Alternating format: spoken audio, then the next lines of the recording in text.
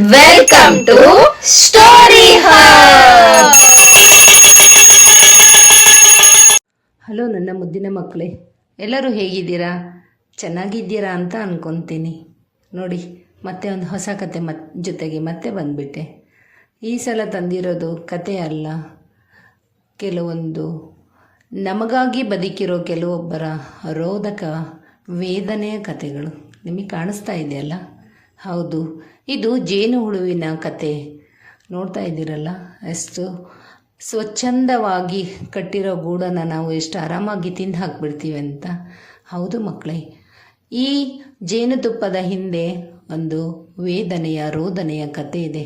ನೋಡ್ತಾ ಇದ್ದೀರಲ್ಲ, ಇವು ಎಷ್ಟು ಸ್ವಚ್ಛಂದವಾಗಿ ಚಿಕ್ಕ ಚಿಕ್ಕ ಪುಟ್ಟ ಪುಟ್ಟ ಮನೆಗಳನ್ನು ಕಟ್ಕೊಂಡಿದ್ದಾವೆ.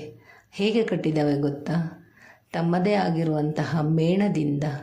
ಹಾಗೆಯೇ ಆ ಸಣ್ಣ ಸಣ್ಣ ಮನೆಗಳಿಗೆ ಅವರೇ ಮಾಲೀಕರು. ಆ ಚಿಕ್ಕ ಚಿಕ್ಕ ರಂಧ್ರದಲ್ಲಿ ಹೂವಿನಿಂದ ಮಕರಂದವನ್ನು ತಂದು ಇಟ್ಟು ಆ ಮಕರಂದ ಜೇನುತುಪ್ಪ ಆಗೋದನ್ನು ಕಣ್ತುಂಬ ನೋಡ್ತವೆ. ನಿಮಗೆ ಇನ್ನೊಂದು ವಿಷಯ ಗೊತ್ತಿರಲಿ ಮಕ್ಕಳೇ, ಈ ಜೇನುಹುಳುಗಳು ಬದುಕೋದು ಕೇವಲ 45ರಿಂದ 60 ದಿನಗಳು ಮಾತ್ರ. ನೋಡಿದ್ರಲ್ಲ, ಇಷ್ಟು ಕಡಿಮೆ ವಯಸ್ಸಿನಲ್ಲಿ ಬದುಕಿದ್ರು ಎಷ್ಟು ಸಹಾಯ ಮಾಡಿ ಹೋಗ್ತವೆ. ನೀವು ಎಷ್ಟು ವರ್ಷದಿಂದ ಬದುಕಿದ್ದೀವಿ? ಎಷ್ಟು ವರ್ಷ ಬದುಕ್ತೀವಿ? ಯಾರಿಗಾದರೂ ಸಹಾಯ ಮಾಡಿದ್ದೀವ? ಯೋಚನೆ ಮಾಡಿ. ಈ ಜೇನುಹುಳುಗಳ ಕತೆ ಹೇಳೋದಕ್ಕೆ ನಾನು ಬಹಳ ಖುಷಿಯಾಗಿದ್ದೀನಿ, ಕೇಳೋಕ್ಕೆ ನೀವು ಸಹ ಅಲ್ಲ.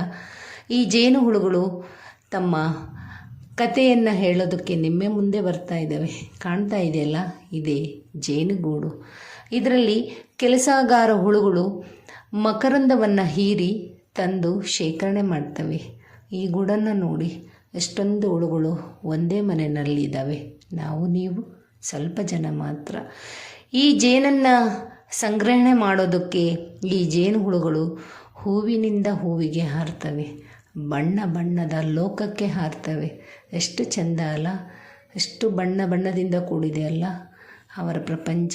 ಹೌದು ಮಕ್ಕಳೇ, ಹಾಗೆ ಹಾರೋದಷ್ಟೇ ಅಲ್ಲ, ಇದರಿಂದ ಪರಾಗಸ್ಪರ್ಶ ಅನ್ನುವಂಥ ಒಂದು ಕ್ರಿಯೆಯನ್ನು ಮಾಡಿ, ಪಾಲಿನೇಷನ್ ಅಂತ ಇಂಗ್ಲೀಷ್ನಲ್ಲಿ ಹೇಳ್ತಾರೆ, ಅದನ್ನು ಮಾಡಿ ಹಣ್ಣು ಹೂವು ಕಾಯಿ ಆಗೋದಕ್ಕೆ ಸಹಾಯ ಮಾಡೋದು ಈ ಜೇನುಹುಳುಗಳು. ಈ ಜೇನುಹುಳುಗಳ ಸಹಾಯ ಅಷ್ಟಿಷ್ಟೆಲ್ಲ. ಹೀಗೆ ಒಂದೂರಿನಲ್ಲಿ ಒಂದು ಜೇನುಗೂಡು ಇತ್ತು. ಆ ಗೂಡಿನಲ್ಲಿ ಅನೇಕ ಜೇನುಹುಳುಗಳು ಇದ್ದವು. ಅವು ಸ್ವಚ್ಛಂದವಾಗಿ ಅತ್ಯಂತ ಸಂತೋಷದಿಂದ ಹೂವಿನಿಂದ ಹೂವಿಗೆ ಹಾರಿ ಮಕರಂದವನ್ನು ಹೀರಿ ತಂದು ತಮ್ಮ ಗೂಡಿನಲ್ಲಿ ಇಡ್ತಾಯಿತ್ತು. ಆ ಜೇನುಗೂಡಿನಲ್ಲಿ ಒಂದು ರಾಣಿ ಜೇನು ಇತ್ತು. ಅದರ ಕೆಲಸ ಮೊಟ್ಟೆಗಳನ್ನು ಇಟ್ಟು ಮರಿ ಮಾಡೋದು. ಕೆಲಸಗಾರರ ಜೇನುಹುಳುಗಳ ಕೆಲಸ ಆ ಎಲ್ಲ ಹುಳುಗಳನ್ನು ಸಾಕುವುದು, ಹಾಗೆಯೇ ಅವುಗಳನ್ನು ಕಾಪಾಡೋದು. ಆದರೆ ಅವಕ್ಕೆ ಒಂದು ದಿನ ಗೊತ್ತಾಗೋಯಿತು, ಈ ಕ್ರೂರ ಮನುಷ್ಯ ನಮ್ಮನ್ನು ನಾಶ ಮಾಡಿ ನಮ್ಮ ಜೇನುತುಪ್ಪವನ್ನು ತಿಂತಾನೆ ಅಂತ. ಅದಕ್ಕೆ ಎಲ್ಲ ಜೇನುಹುಳುಗಳು ಒಂದು ದಿನ ಧರಣಿ ಸತ್ಯಾಗ್ರಹ ಕೂತ್ಕೊತವೆ, ನಾವ್ಯಾವತ್ತೂ ಇನ್ನೆಂದೂ ಜೇನನ್ನು ಸಂಗ್ರಹಣೆ ಮಾಡೋದಿಲ್ಲ ಅಂತ. ಆಗ ರಾಣಿ ಜೇನು ಹೇಳುತ್ತೆ, ಹಾಗೆಲ್ಲ ಮಾಡಬೇಡಿ, ಬದುಕೋದು ನಾವು ಸ್ವಲ್ಪ ದಿನ ಮಾತ್ರ.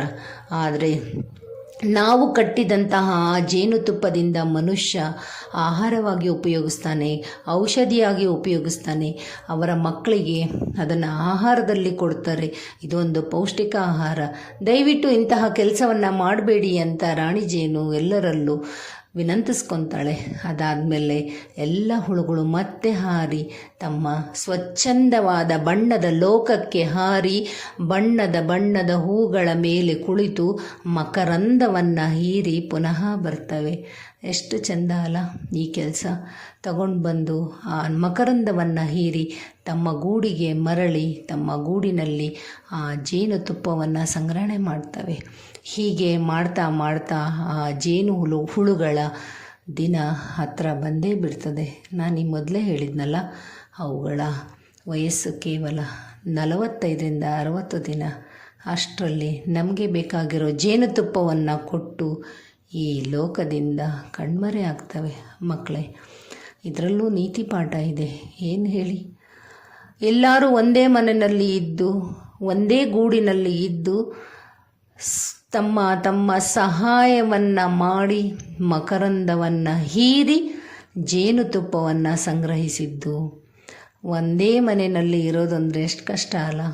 ಅದಲ್ಲದೆ ಪರರ ಹಿತಕ್ಕಾಗಿ ಬದುಕಿದ್ದು ಕೆಲವೇ ದಿನಗಳು, ಆ ಕೆಲವು ದಿನಗಳನ್ನು ಸಹ ಭೂಮಿ ಮೇಲೆ ಇದ್ದಾಗ ಬೇರೆಯವರ ಹಿತಕ್ಕಾಗಿ ಬದುಕಿ ಆದರ್ಶವಾಗಿ ಹೋಗೋದು ಈ ಜೇನುಹುಳುಗಳು. ಇವರಿಂದ ಕಲಿಯೋದು ತುಂಬ ಇದೆ ಮಕ್ಕಳೇ. ಈ ಸಮಯದಲ್ಲಿ ನಾನು ಇನ್ನೊಂದು ವಿಷಯ ಹೇಳೋಕ್ಕೆ ಇಷ್ಟಪಡ್ತೇನೆ.